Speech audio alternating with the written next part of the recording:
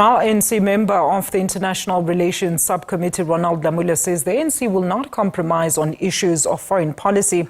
Lamola says the current policy is anchored on human rights and respect for international law. And speaking to the SABC on the margins of the ANC NEC meeting, he also touched on the issue of the DRC as well as South Sudan.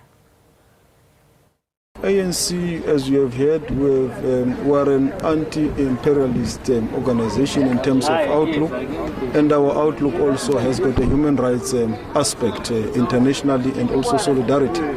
So there are issues that we can't compromise on, because those are issues of principles, the issues of international law, and that includes the case that we have in the ICJ.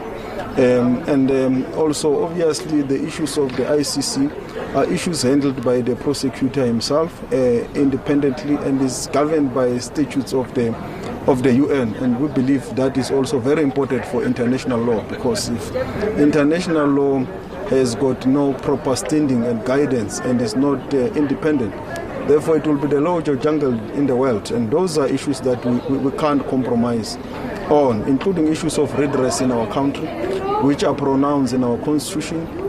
And also the Human Rights Council in Geneva has also said, indeed in South Africa there is a need for redress of the imbalances of the past because of the skewed land ownership in our country. So these are issues that we have to forge on in terms of transformation in our country. We can't compromise on those issues. And we have also deliberated on trade relations and affirmed the fact that bilateral trade between South Africa and the USA is mutually beneficial.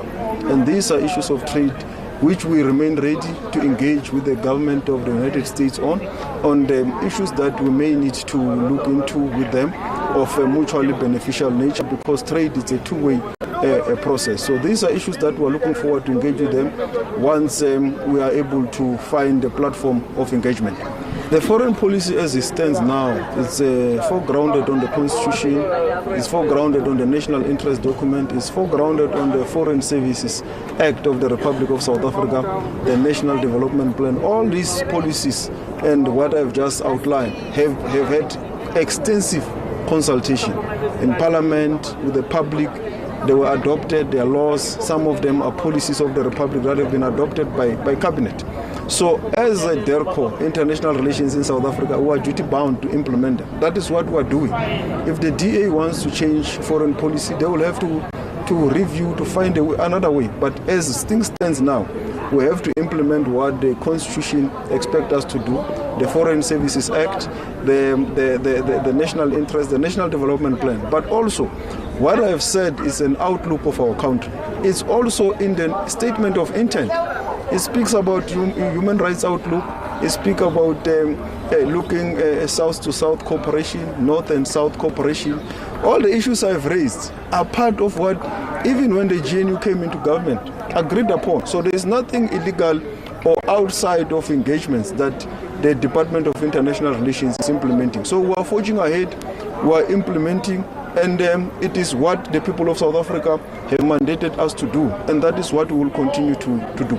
Indeed, that process has to start through the organ troika of SADC, and also through the chiefs of the defense of SADC, and to a certain extent also East Africa. So we look forward to them operationalizing the agreement, and also ourselves at the political level through the organ troika to ensure that there is that implementation. Key amongst those issues is the reopening of the Goma airport, where most of the equipment, as you are aware, can be able to be airlifted from. And also in some parts of Goma, Salke, where some of them could be. So it is very important that there is an engagement at that level that will easily facilitate this. But also it is not only just for our Summit DRC, it's also for humanitarian access for the people of Goma. It's also for the reopening of the routes around Goma, in the river and other parts which enables access to supply. So it's not just about the issue of Summit DRC, but it's a broader issue of the ceasefire. I had a discussion with the Deputy President, and I've also had a discussion with the President on the matter. And we will soon announce what steps as a country we will be taking. But we are concerned about the precarious situation that the revitalized peace agreement is in, and we are of the view that we cannot allow it to collapse. We continue to call on the parties to the revitalized peace agreement to respect its terms, to maintain peace, to work towards ensuring that the conditions are created that must take South Sudan to their first ever general elections. So we are indeed seized with the matter, and as I've said, we will soon announce the steps within the course of this week, what South Africa will be doing in supporting the peace effort to call for this escalation, which we continuously call for all the parties to return and ensure that the revitalized peace agreement is respected by all.